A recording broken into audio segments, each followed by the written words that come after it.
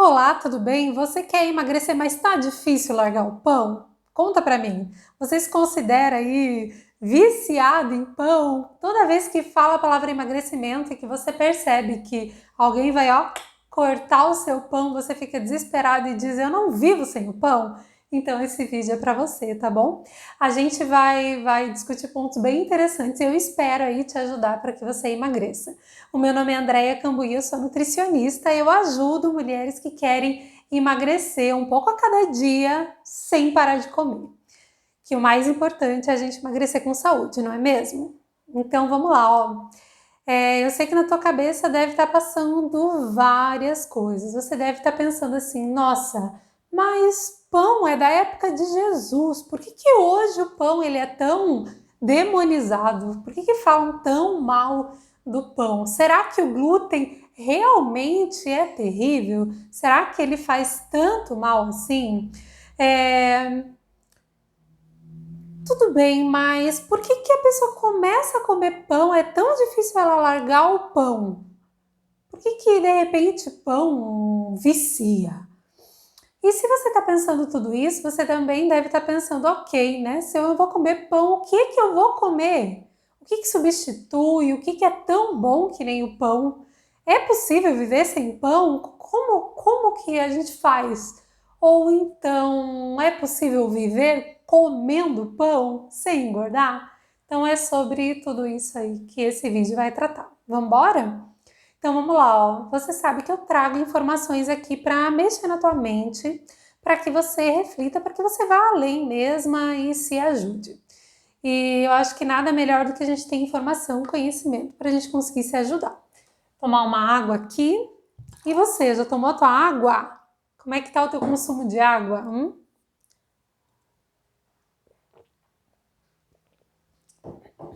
Espero que você esteja tomando bem água aí.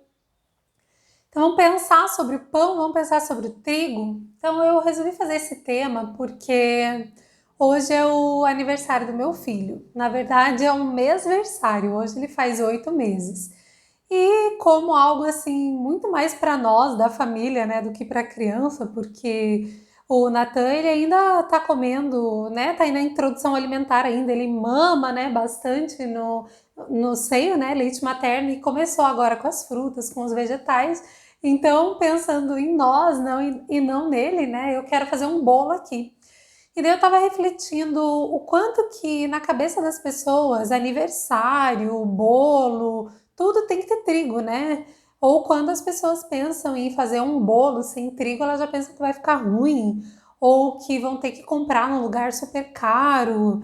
E daí eu fiquei pensando, por que não compartilhar um pouco de como que é aqui em casa, no meu dia a dia mesmo, e querer passar para vocês o modo como eu resolvi me relacionar com o trigo, com o bolo, com o pão, enfim, e ainda assim manter um peso adequado. Então é isso que eu quero trazer um pouco para você.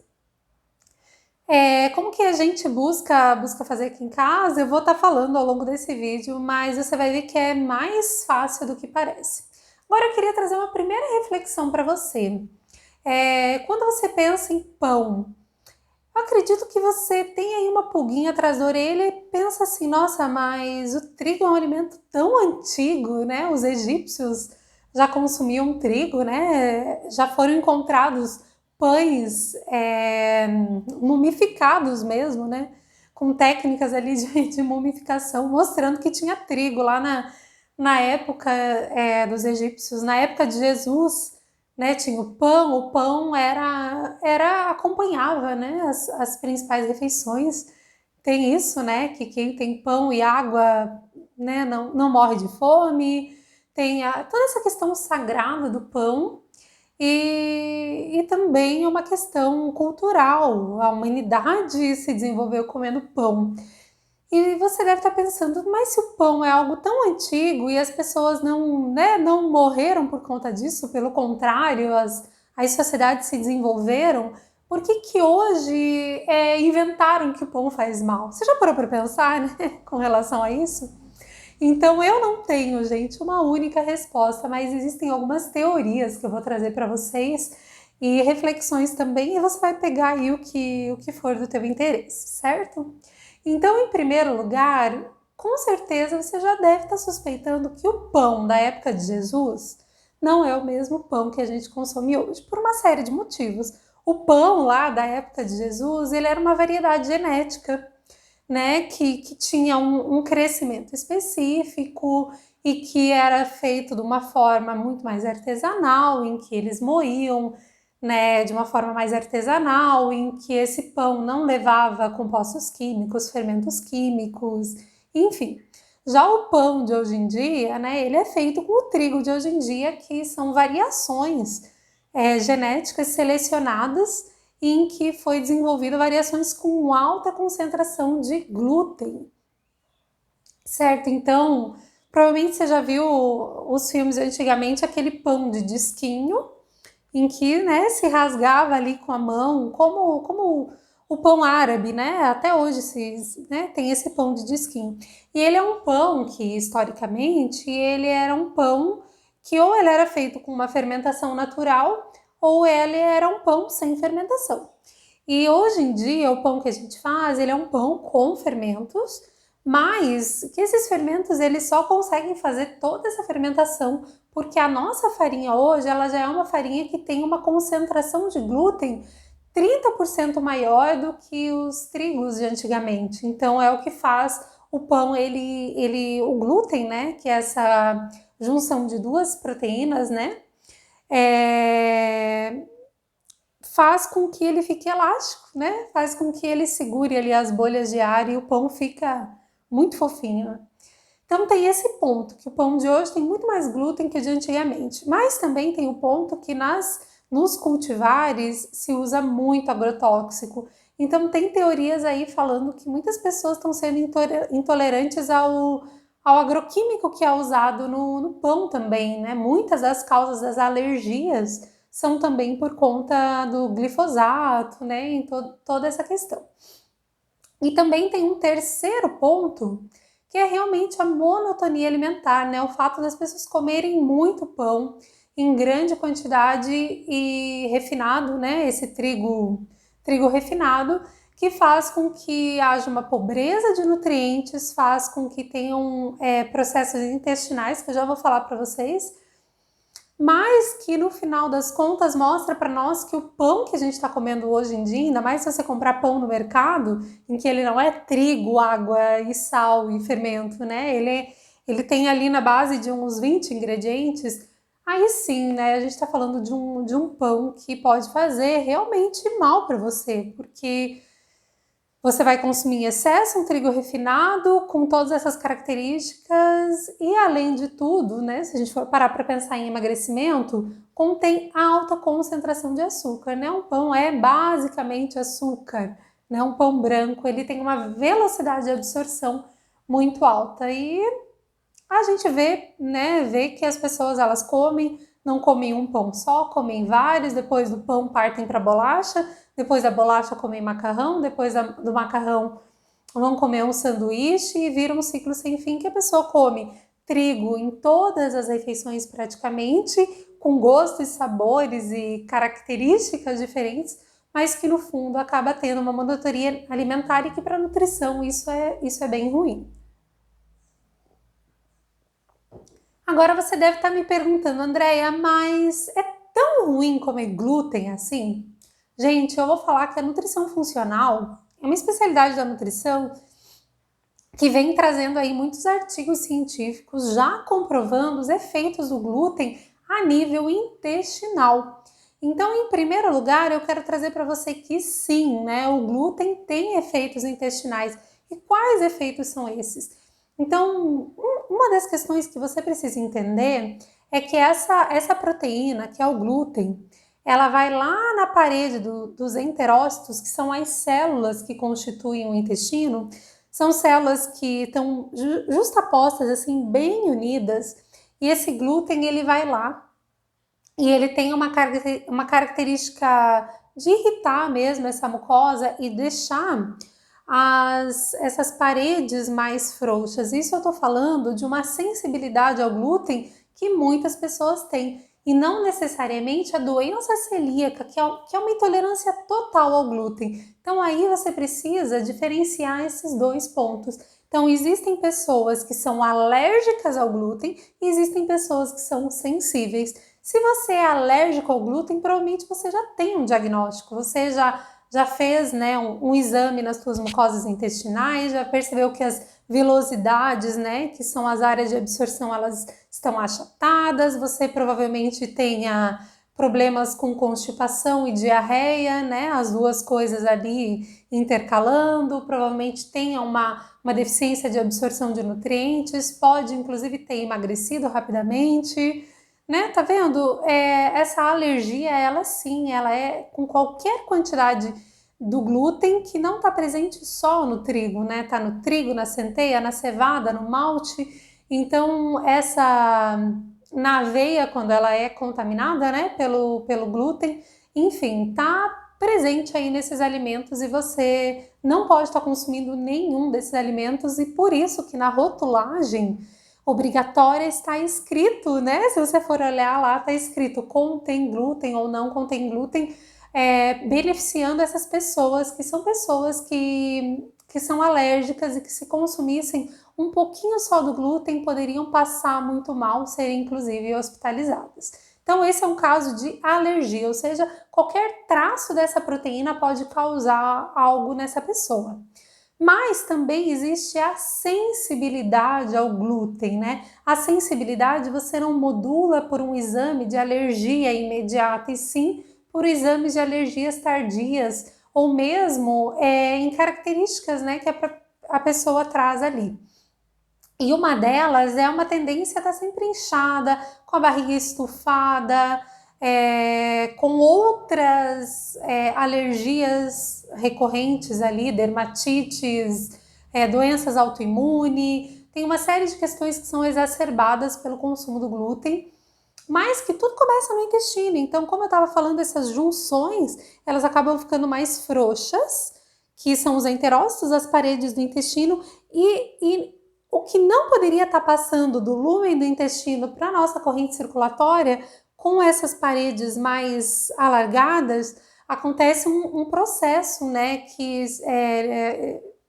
a gente chama em português de intestinos vazados, né, leak gut. Então começa a pingar substâncias tóxicas para dentro do nosso sangue e isso sim gera todo um quadro inflamatório de edemas ali que não é interessante. E você vai falar, todo mundo tem essa sensibilidade? Eu digo que umas mais e outras menos, mas as pessoas que mais têm são aquelas que estão num processo de disbiose, que é quando essa parede do intestino está com uma proliferação de bactérias muito ruins. São pessoas que também têm um estilo de vida muito ruim, com alimentos muito ruins, que estão com a qualidade do intestino péssima, e geralmente são pessoas que têm já o consumo frequente em grande quantidade, né, desse trigo, desse glúten, enfim. E daí, provavelmente, se você está engordando, pode ser que a tua alimentação está monótona, pode ser que você tenha problemas intestinais, pode ser que você tenha doenças autoimunes, alergias, e daí sim, você é uma pessoa que pode estar se beneficiando pela exclusão total ou parcial do trigo, certo? Você consegue entender nesse ponto? Então, eu queria trazer aí para você porque bem a nível nutricional, eu tentei deixar um pouco mais fluido para você entender, mas você entendendo que, né, o nosso pão não é o mesmo, que o nosso estilo de vida não é o mesmo, que muitas vezes a gente pode estar tendo uma exposição continuada e uma alimentação muito monótona, aí sim eu digo para você que vale a pena no processo de emagrecimento você parar de comer o trigo ou mesmo comer muito menos do que você comia por uma série de razões. Então eu vou trazer aqui 2 motivos centrais para você parar de comer o trigo no emagrecimento ou diminuir mesmo drasticamente. Então o primeiro motivo é que quando sai o pão, sai o trigo, sai a bolacha, sai a pizza, saem as massas, você, além de você reduzir o açúcar, você vai acabar procurando outras fontes alimentares. Então a tua alimentação ela vai ficar muito mais rica nutricionalmente, porque a nutrição está na variedade. Agora, um segundo motivo é que se a gente está falando do emagrecimento, a gente está falando em sim, você diminuir a carga glicêmica, ou seja, a quantidade que você ingere de açúcar ao longo do teu dia. E se você come trigo várias vezes no dia, simplesmente o fato de você diminuir o trigo já vai fazer com que você consuma menos açúcar. E diminuindo o índice glicêmico também, que é a velocidade de absorção do açúcar, porque geralmente esse pão, essa bolacha, esse bolo vem de carboidratos refinados e não integrais e não combinados com fibras. Então, olha só quantas coisas aí interessantes para o teu emagrecimento.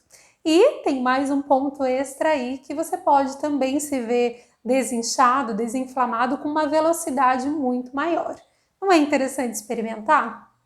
E você vai falar, é pro resto da vida? Eu falo, não, né? Porque se você não é uma pessoa celíaca, você pode estar comendo, mas será que você vai querer comer todos os dias? Certo? Será que você vai querer só comer o trigo? Então são pontos aí para você parar, pensar e de repente chegar à conclusão aí comigo que, né, a tua alimentação pode ser muito mais variada. Agora, vamos pensar por que a pessoa ela é escrava do pão? Por que ela se sente assim numa relação de dependência do pão? E aqui eu vou trazer alguns pontos e o primeiro deles é realmente relacionado à quantidade de açúcar que tem. Então, o açúcar vicia e o pão não é diferente. E quanto mais você come pão, mais você quer comer. Porque você aumenta a insulina faz com que você fique ávido por comer mais açúcar e entra nesse ciclo sem fim. Então, quanto mais eu como, mais eu quero comer, né? Quanto mais insulina mais exacerba a insulina. E quanto mais exacerba, mais eu quero comer.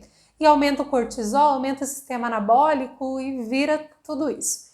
Mas o próprio glúten, ele é viciante. E se você quer saber mais sobre esse assunto, leia o livro chamado Barriga de Trigo.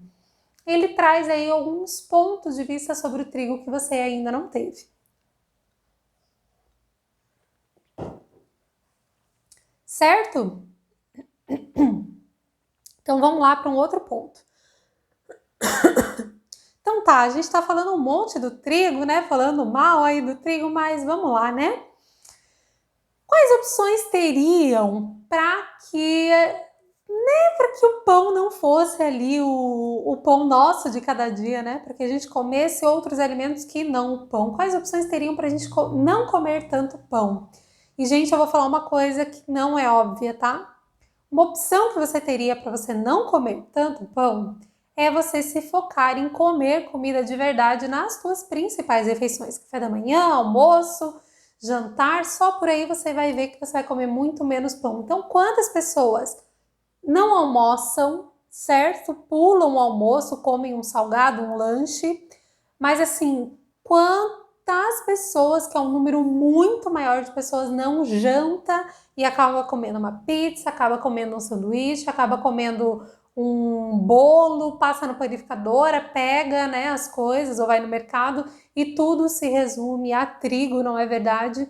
Então, se você começar a fazer as refeições principais, inclusive o café da manhã, comendo proteínas, comendo gorduras boas, comendo cereais íntegros, não refinados, olha, por ali você já vai desde o começo do teu dia comendo comida de verdade. Então pensa sobre isso, tá? E também você vai se ver muito mais saciada, né? Não vai ficar recorrendo a tantos lanches aí. Agora, no lugar do pão, a gente sim tem receitas alternativas. E quando a gente vai falar em substituir o pão, eu preciso saber qual é o seu objetivo. Porque pode ser a manutenção do peso, como pode ser o emagrecimento mesmo. E se for o emagrecimento, a gente vai ter que substituir esse trigo por alimentos que não tenham açúcar, certo? Então não adianta nada você substituir o pão de trigo por pão de arroz, pão de, né, pela tapioca, por pão de fécula de batata, por pão de milho, por pão de batata doce, sendo que tudo isso acaba tendo uma quantidade muito grande de açúcar. Então, para o teu corpo ele não vai diferenciar depois que você comeu se aquela caloria extra vai vir de um trigo ou se vai vir de um alimento sem glúten. Ele vai acabar transformando a caloria extra em gordura caso você não consiga queimar. E pensando na questão viciante de quanto mais açúcar você come, mais você quer comer, são alimentos que não dão tanta saciedade se você não combinar com proteínas, gorduras e fibras. Então, por isso que no emagrecimento não ajuda muito. No emagrecimento vai ser muito mais interessante se você substituir esses pães por receitas com farinhas de sementes, né? Farinhas alternativas aí seriam mais interessantes. Então, eu digo que tudo você consegue fazer sem glúten, né? De pizza, pão, panqueca, bolo. O que você precisa é ter as receitas à mão, ter realmente um nutricionista, né? Aí eu aqui dizendo para você que o quanto você deve comer, quais as combinações e como fazer, e para você ter alternativas no teu dia a dia, certo? Então vamos pensar quais as farinhas que você vai usar no lugar da farinha de trigo. Gente, eu digo que nenhuma substitui o trigo tão bem que nem o trigo. Essa que é a verdade. Então, primeiro eu quero alinhar a expectativa à realidade.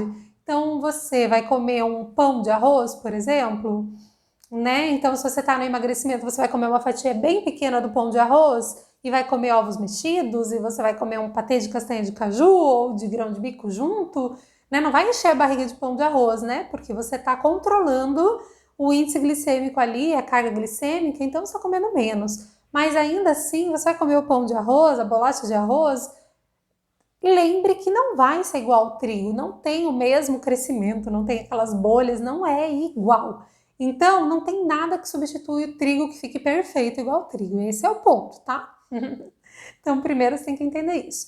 Mas depois, se você estiver aberta, né, a fazer, então, substituições, né, pão com cara de pão, mas não com a mesma característica, aí sim, você vai ter a farinha, né, de polvilho, que ela é da mandioca, a fécula da batata, o amido do milho, a farinha de aveia, a farinha do arroz. Tem muitas farinhas, mas lembrando que todas essas que eu falei são refinadas. E o interessante é você, né, sempre ter farinhas mais íntegras. Então, delas, de todas que eu falei aqui, a de aveia ainda é a que preserva a maior quantidade de fibras. Então, seria aí para você pensar. Eu, por exemplo, gosto muito de fazer bolos, em que nos bolos eu substituo o trigo pela farinha de aveia e fica super bom, o bolo fica super fofinho, porque o ovo, né, ele ajuda na liga, então não necessariamente precisa do glúten para dar a liga ali, então fica tudo de bom. Agora, se a gente está falando em emagrecimento, aí é bom você pensar em farinhas que tenham menos açúcar, então como a farinha de coco, né, uma farinha muito boa, farinhas de fibras como o psyllium, o farelo de aveia, a própria aveia, as farinhas de sementes todas que tem muito pouco carboidrato, farinha de amêndoas, farinha de linhaça, farinha de girassol, farinhas que você mesma pode fazer na tua casa, moendo as sementes. Tem farinhas de leguminosas, como a farinha do grão de bico, tem algumas farinhas de cereais mais nutritivos, como da quinoa. Ufa, tá vendo, né? Existem até farinhas de vegetais, a farinha da beterraba, a farinha da berinjela. Então, gente, a farinha da banana verde, que é uma excelente fonte de fibras. Então, você vai usando essas farinhas todas e combina. Então, uma receita muito boa é você usar um ovo e 2 colheres dessas farinhas e um pouquinho de sal, né? Se você for fazer salgadinho, bate bem e faz como se fosse uma panquequinha. Fica ótimo, substitui muito bem algo que você vá, né, quentinho comer, salgadinho. Dá para passar uma manteiga, dá para colocar um patê de recheio e fica super bom. Então, por exemplo, uma receita bem prática é um ovo, uma colher de farinha de amêndoas, uma colher de farinha de linhaça, fica um pão funcional maravilhoso. Certo? Que você faz em 1 minuto, que é mais rápido, inclusive, do que você ir lá e comprar o pão, né? Gostou dessa dica? Então, vamos lá. Agora, isso é para você viver sem pão, né? Isso é para você viver sem pão. Mas pode ser que você não seja a pessoa que quer viver sem pão. Você ainda tem o teu hambúrguer favorito, a tua pizza favorita, ainda tem o bolo de um lugar favorito. Ok, o que você faz? Você tira, gente, o trigo do todo dia. Você coloca todo dia a mandioca, o arroz, comidas de verdade que tem uma variedade nutricional aí. E daí você deixa essas comidas lá para tua refeição livre mesmo, em que você já vai comer e pronto. Tá vendo como o efeito no intestino não vai ser tão ruim do que se você comer esse trigo todo dia, várias vezes no dia?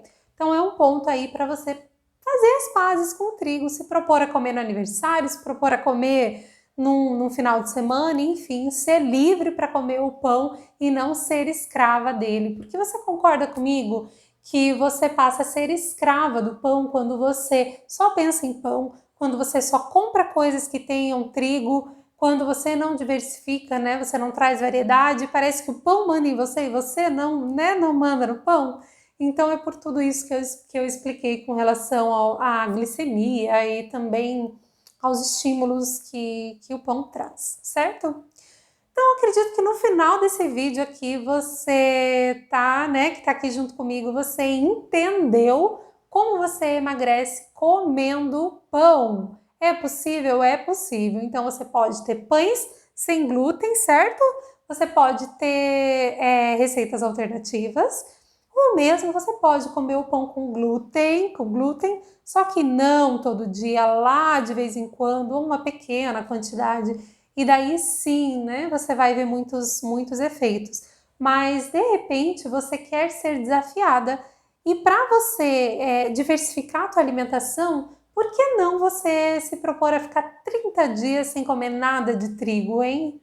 Olha que desafio interessante. Porque daí sim, gente, você vai quebrar a cabeça aí para encontrar alternativas. E quando você voltar a comer o pão, você já vai ter algumas receitinhas, e vai ter muitas coisinhas aí no seu dia a dia que vão te ajudar e vai poder comer tua pizza, teu sanduíche, mas você não é escrava disso. Você come porque você quer e nem porque você está conseguindo manter o teu peso saudável. Isso não é maravilhoso? Então é o que eu desejo para você, que você se mantenha aí alinhada aos seus objetivos. Então, quer parar de comer? Pare, experimente, ó, eu apoio você, tá? Você quer comer um pouquinho? Beleza, eu também apoio você, mas lembre que realmente você vai ter que tirar ele do seu dia a dia, que você só tem a ganhar. Certo? Eu acho que eu falei tudo. E se você tiver alguma dúvida, coloca aqui. Tem gente que me pergunta do pão de fermentação natural, né?